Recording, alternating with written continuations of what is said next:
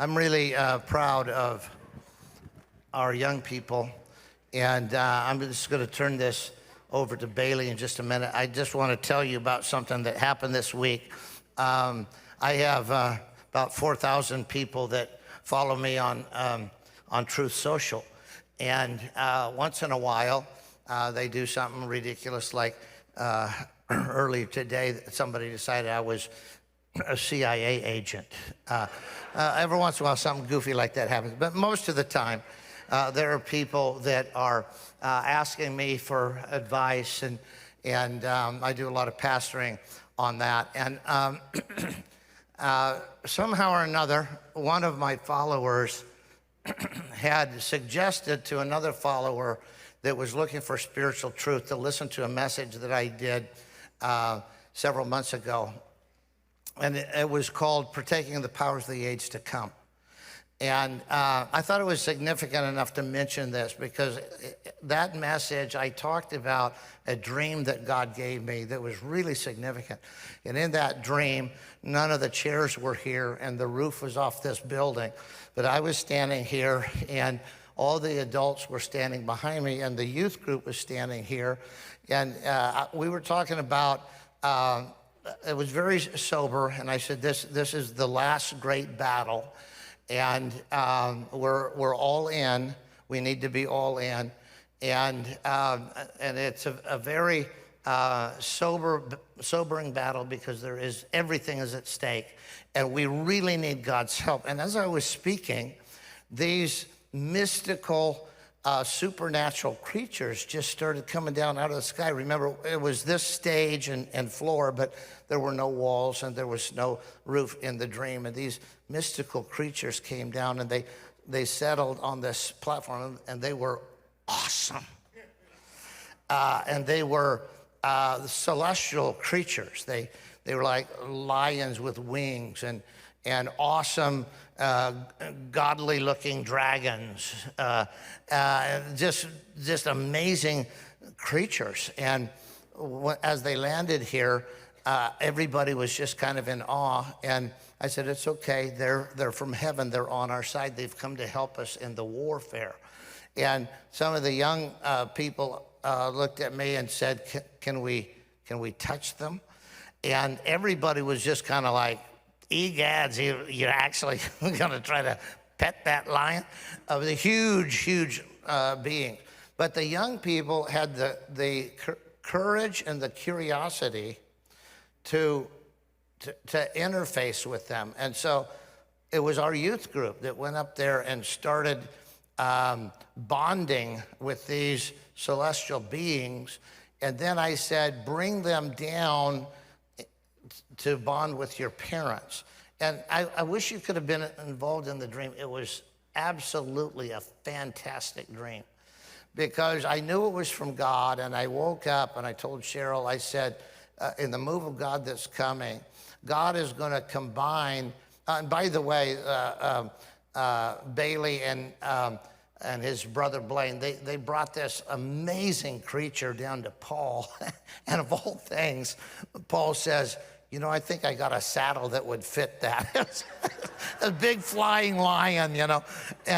But anyway, what was happening is the age and the experience and the wisdom of the older generation was being melded with the courage of the younger generation and the enthusiasm of the younger generation. And the dream ended with these mystical beings that were so awesome in different places with families gathered around them. And I knew that was the promise of God to empower us with supernatural power for what lay ahead. So the point is, there was a guy that was asking questions, what's going on in the world? Not somebody that was well-churched or anything, but somebody that had a basic Bible understanding what's going on. And this person said, they call me GT Dave, that's my handle on Truth Social. She said, I'd like to suggest that you listen to a message by GT Dave called Partaking the Powers of the Age to Come. And he posted this morning, And he said, this is incredible. I've listened to that message 10 times in a row. And he said, I just have, all this stuff going off in my heart because I know this is what God is doing. I believe that. I believe God is, the Bible says those who have an ear to hear, let them hear what the Spirit's saying to the church. And I know that God has chosen this place to be a place that models a seamless unity between the wisdom and the experience of one generation and the excitement and faith and enthusiasm and courage of a Joshua generation. And I am really thankful that we have Bailey and Tori to lead the way in that. And so let's welcome our youth pastors as they come. Yeah, come on.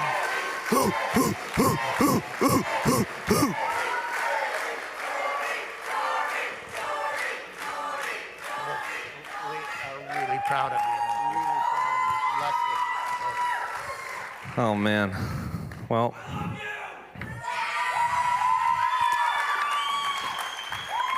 man, these kids, crazy. We love them. We love them. Well, this is my beautiful wife, Tori, and she didn't want to come up here, and but I feel like she has a gift on her, and this is one of the things that Rory said this weekend. He called out like 3 or 4 people, and he gave them prophetic words, and one of the things he said about her is he said, God is giving, you know what, I'm going to let you don't know it? It's your word. Anyway, he basically said, you are going to be in a place where you are speaking to groups. He again was very he didn't know what it was about, but he said you have something on you where you need to get up and you need to speak. And I, again, as her husband, I know she's fiery and she's awesome. And but again, with that being said, what camp? Do you have anything to say about camp? Wow, put on the spot. I actually love that he just did that because it was a perfect representation of what this camp week looked like, and it was empowering the gifts of God over a generation that is built in. It's their original design. It's what they were always called to do, is to know who God is and who they are made to be. And I'm gonna try not to cry.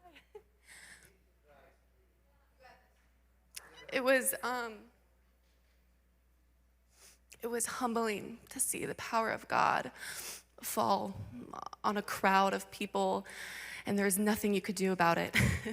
How awesome is it that you are reminded of who God is? And I felt like a child again, and I felt like that was the banner over the week of camp of just childlike love with God, bringing it back to first love.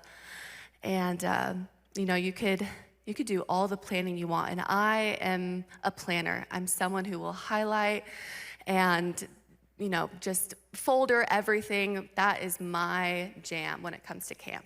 And all of that went out the window. And that is awesome because we want that. We want what God has for the youth and for us. And it was a lovely reminder that youth isn't mine, it's not Bailey's, it's God's. And God's heart is for revival in the youth more than ours is. And it was incredible to be a catalyst to see that happen and follow through, not only in the youth, but in us. I felt revived. I felt just rejuvenated in knowing who God is. And again, it's humbling because when you're in the presence of God, you're kind of crippled. All you want to do is just weep and stay in awe of who he is. And to see that in prayers that you look at least for me, I see students and I think, I prayed for you. Like, I prayed for someone like you to come to a week like this and get encountered. And it's very few and many that you get to see the fruit of your prayers. And they were the fruit of our prayers. They were the fruit that we interceded for and saw them be encountered. And not only that, but something that would shift them for years to come and change something for their generation. And it was an honor to be a part of that. And I just want to say thank you to all the parents for entrusting us with your kids, because it was awesome. Awesome. So good.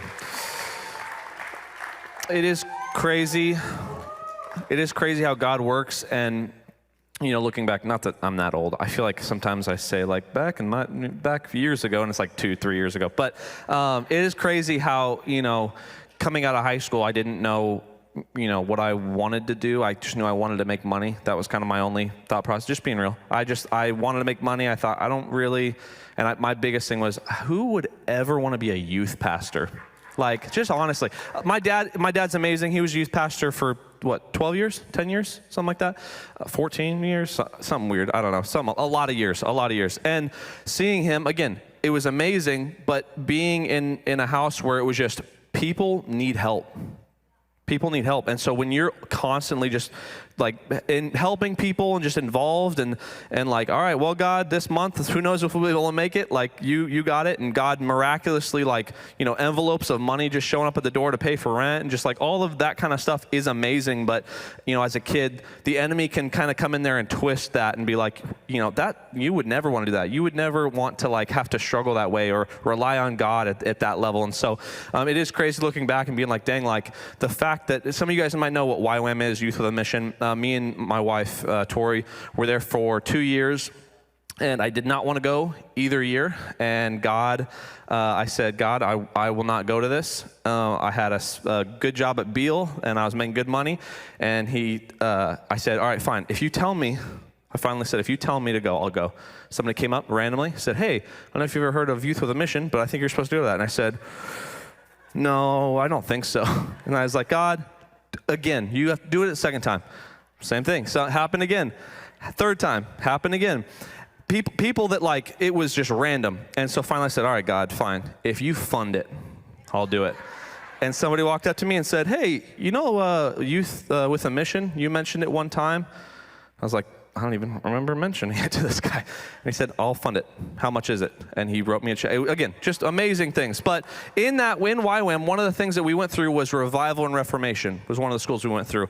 And the whole focus was on what revival looks like, how revivals are how they were started, how a lot of them were God just kind of like left a revival because of something that happened and why they were broken, and the reformation that happened after the revival.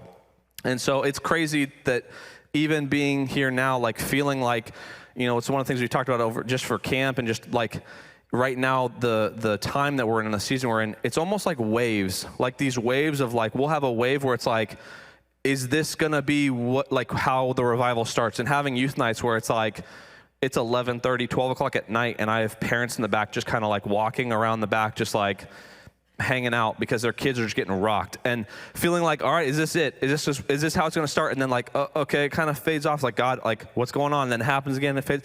And so, one of the things that Tori was talking about is like, she's a planner. She likes to plan things. And I get that. And we all kind of have that a little bit of it in us. And one of the things that I realized even for this camp, one of our big prayers, which is a super dangerous prayer, but it's a prayer that I think we all need to say is, God, come in and just destroy our plans. Whatever you want to happen, let it happen. And in the moment, that sounds like a great prayer. In the moment, it sounds like, man, I'm so spiritual. I'm so like, that's such a good prayer. And then it starts happening. You're like, I spent tens and tens of so many hours on that game that we're not even going to play. And like, no one will know that I spent all that time on it. But at the end of the day, when God's moving, all of it just gets thrown out the window, and you're just like, man, God, like, you are amazing. And so even for this camp, like for me and Tori, we would end nights and we would go into our cabin and we just like weep, because I would just be sitting there thinking like, none of us deserve this. None of us. And in our brokenness and all of our stuff, God still shows up. And he still is there. And so even with like these young people that are coming up, like, I know we'll pray for a bunch of them later tonight, but just even seeing like how God was impacting them. And again, like I said earlier during worship, like they were having crazy things happening where the enemy was coming at them. Then camp was happening. And then after camp, it was like the devil came and like sent more demonic things to them because he knew, oh no, like that weekend was scary. And I don't want that to happen in their lives. And so, again, I just wanted to, first of all, thank everyone that prayed for camp, everyone that gave to be able to support students that came to camp. But one of the things that I want to even ask is like, don't stop praying. This is not just a weekend thing. If I believe that we are on the cusp of revival for this generation. And the only way, like, I feel like one of the things that as I'm getting older and I'm starting to see more stuff, it's like prayer works. Prayer works. And we know that. Mentally we know that. And we say it works, but then, you know, you get busy and you're like, oh, I'll pray for him tomorrow, that whole thing. But like, really, like, I feel like as a church, like, we need to pray that this generation is awakened to what's happening. And I feel like even with everything we're doing, like, we can only do so much. It needs to be him to just show up and just rock these students. So again, before I just start going for a ways, I'm going to start calling some people up. We have some students and some leaders that are come up and going to share some testimonies over this weekend. So with that being said, Alex Davidson, come on up. This is one of our leaders.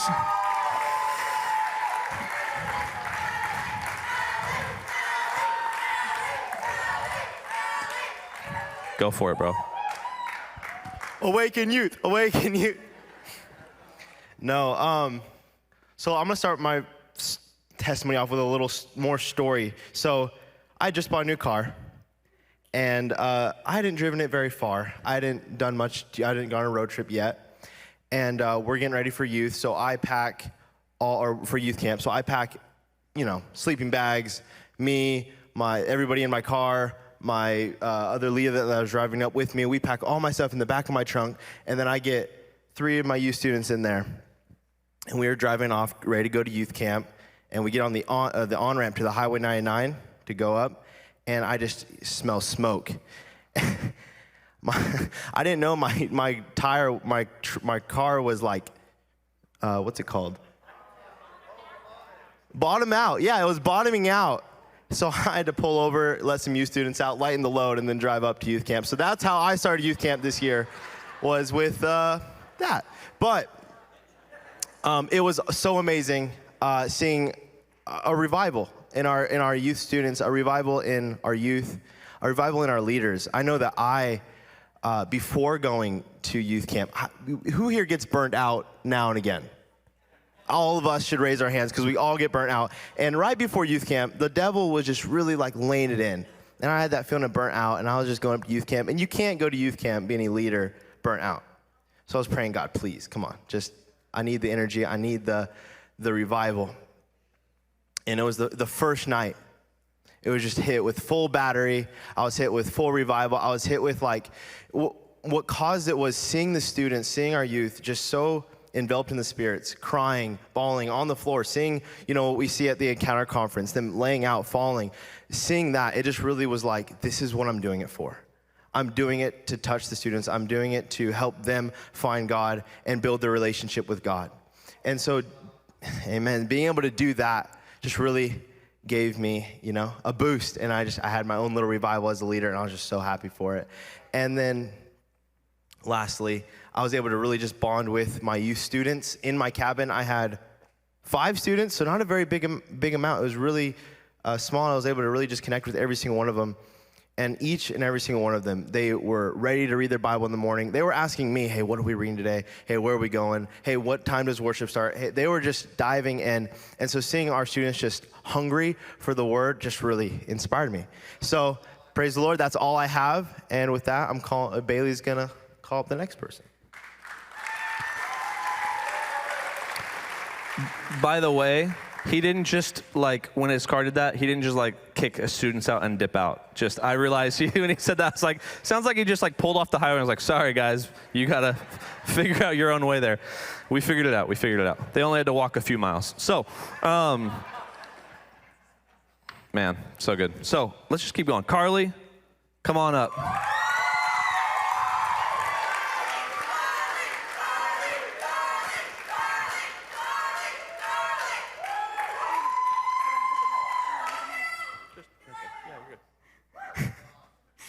Hey. I'm Carly, and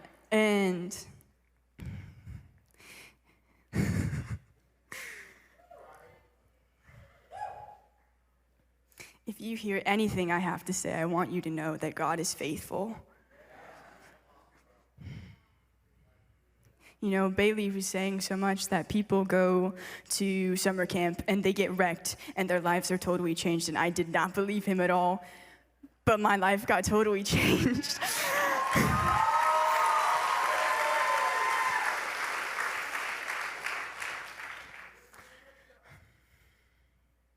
So on Friday night during worship, I had an encounter with Jesus, and he prayed over me.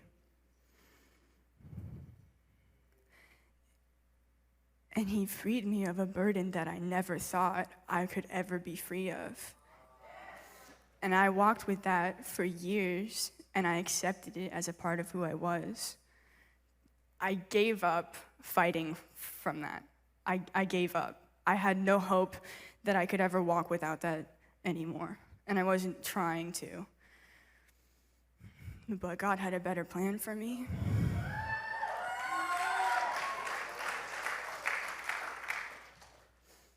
And he fought for me, and he saved me again.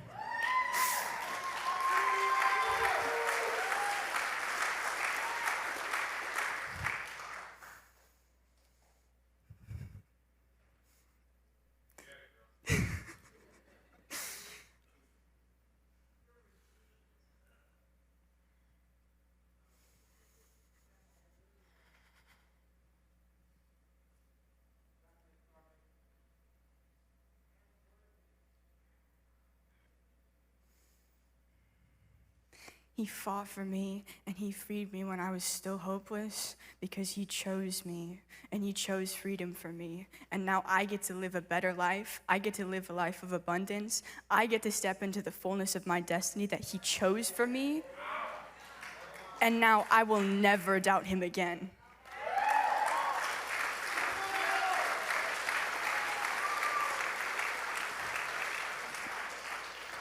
He is faithful to the end, and I would bet my life on that.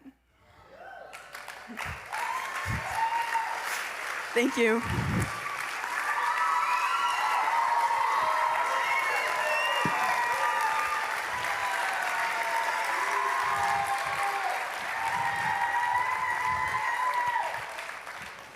We totally forced her to come up here, so you did awesome, Carly.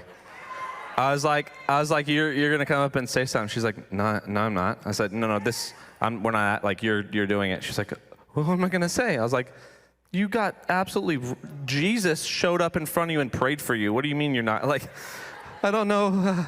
You killed it, Carly. Nice job. Can I get Angelica up here?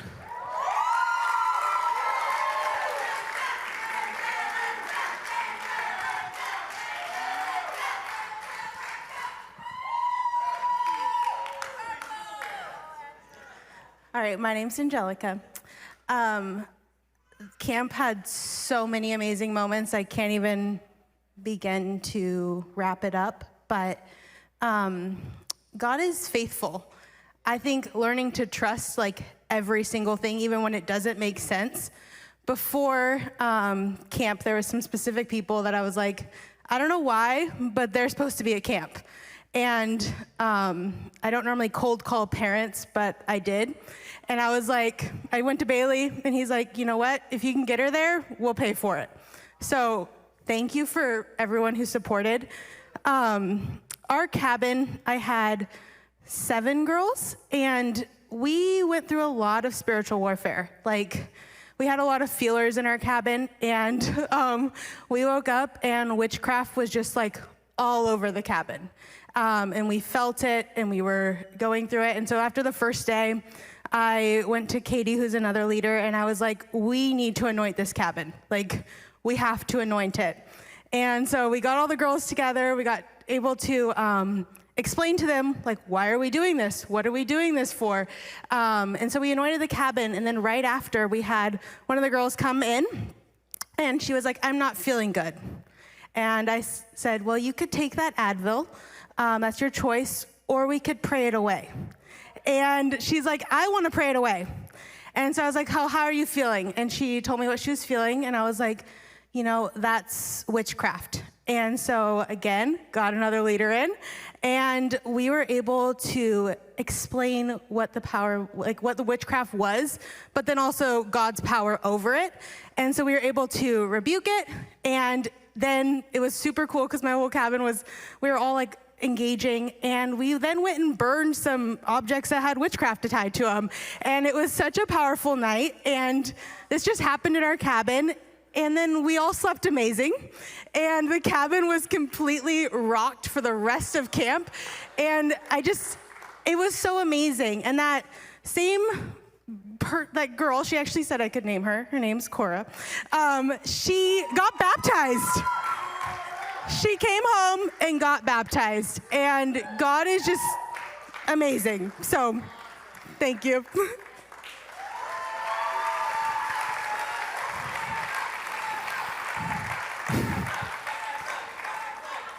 They're screaming purple because that was their cabin color. It's just letting you know that. So, yeah, just realized that. Can I get Josh up here?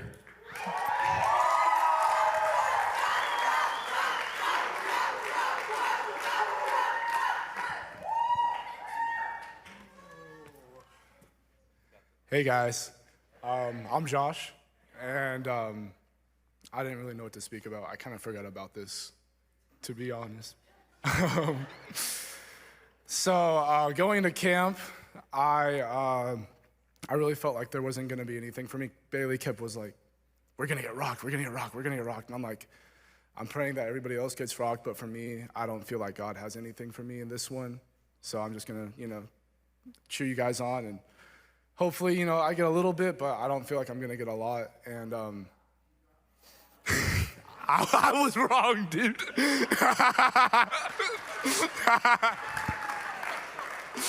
That first night of worship was amazing. Oh my gosh, everybody was in the front just like getting rocked, and I was kind of feeling it, but not really. So I went to the back, and I was just standing there with my brother, and Bailey and Jet came up to me and they're like, dude, God is so proud of you. And I hadn't felt that way at all. And I cried into Bailey's shoulder and like completely, got his shoulder all wet and snotty, but that's okay. But I realized that I had let my own ego get in the way of, letting God say that, hey, I'm so proud of you. And I feel like a lot of us let ourselves get in the way of what God has for us. And when we do that, it really, it makes it hard for God to connect with us. And so I just want to encourage you to let God, talk to you, and let your actions and what you say glorify God, and everything you do glorify God. Thank you.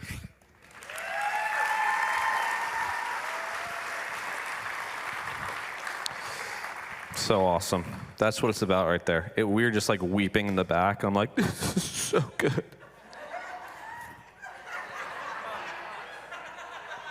Honestly, the amount of leaders that come up that are like, do we have napkins or anything? And like, dude, camp, just throw it on the ground. I don't know.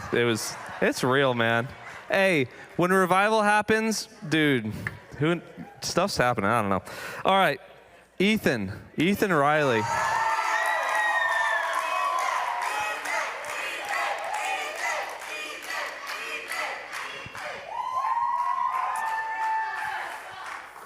Okay, so I'm Ethan, and I'm surprised nobody's talked about the food at camp, because literally the first night we were there, the salsa that they had for the nachos, best salsa I've ever had in my entire life, and I'll die on that hill.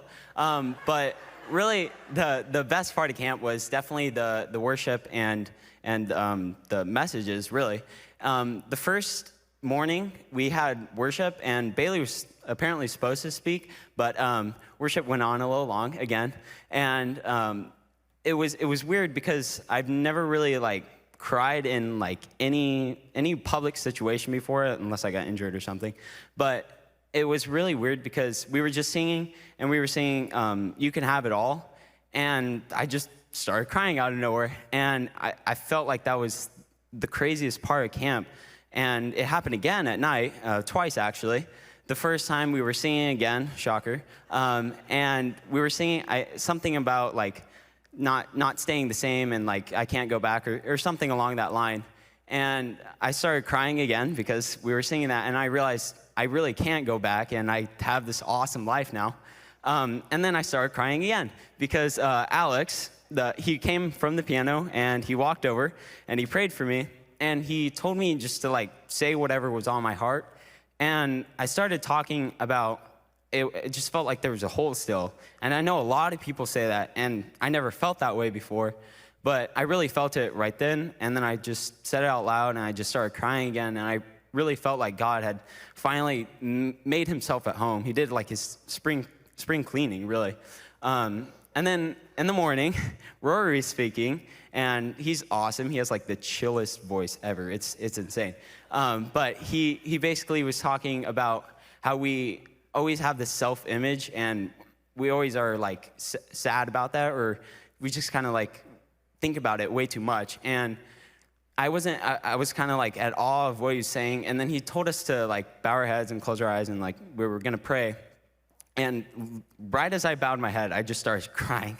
And I was like sniffling, and there was snot everywhere. It was gross. And he just told us to like walk through like, and just sit down with God and tell him all the stuff that we were feeling. But I ignored all that. And I just felt like God just literally just hugged me from the back. And I was just sitting there, and he was just hugging me.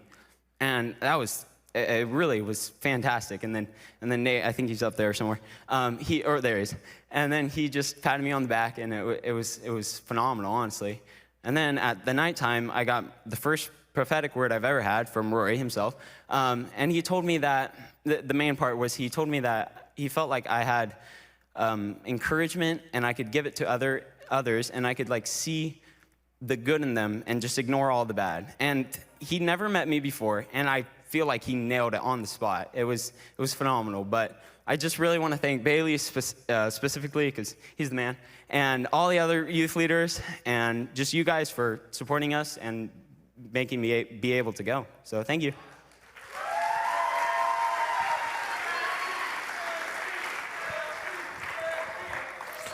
So good. You guys are ridiculous. You guys are ridiculous. Well, again, guys, I know it's late. It was amazing. I know we have so many other students that were supposed to say testimonies. We're gonna wrap it up. But here's again, I just wanted to say this, like, with the dream that Dave had, I feel like, when he said it, it was like, oh, that's awesome. But like, when he said it, how long ago was that? Months ago? And I remember, again, being like excited and like, that's awesome. But even like with where we're going, like I started realizing like, God, like with where this next season, like where we're heading, it's not just the young people, right? It's not just the adults. It's not it's like, I think where we're heading is like a submersion of like both like this crazy wisdom that's passed down from the older generation, and our young people just like taking that wisdom and just running with it. And again, I know for us, even with our leaders, one of the things that we were just praying was like, God, like, don't let us get in the way of what you want to do in this next season. And I feel like even for all of us, like that should be our cry, is like, we don't let my own insecurities, don't get my own pride, all of my stuff, like don't let that get in the way of you moving. And so I feel like even in this next season like that, I feel like God has just been kind of giving me like, man, like I want to move, let me move, and just get out of the way. And so again, with that being said, again, I want to say this again. Thank you everyone that was praying for us at camp, everyone that was like even just donated money, the amount of students that couldn't go. And then we called them, we're like, hey, somebody was able to support you, and they were able to come, was amazing. And so again, I just want to thank you guys all for that. And really, if you could just keep praying, like when I say we have students that are getting just totally just messed with, like the enemy is just coming at them after camp, it's crazy. And I feel like it's easy for us to, after a good weekend, be like, that was so good, and move on with our normal lives. But like, the enemy didn't stop. Like it wasn't like, oh, the war's over. Like we just pissed them off. And we need more prayer than ever, even for like me and Tori and our leaders. Like we need wisdom and what to do and what to say. So if you guys could just be praying for us in this next season. I feel like when this revival starts happening, which I really do believe is coming soon, the amount of like pushback that we're going to receive is incredible. And in the same way, like I don't want our team to get in the way of what he's doing.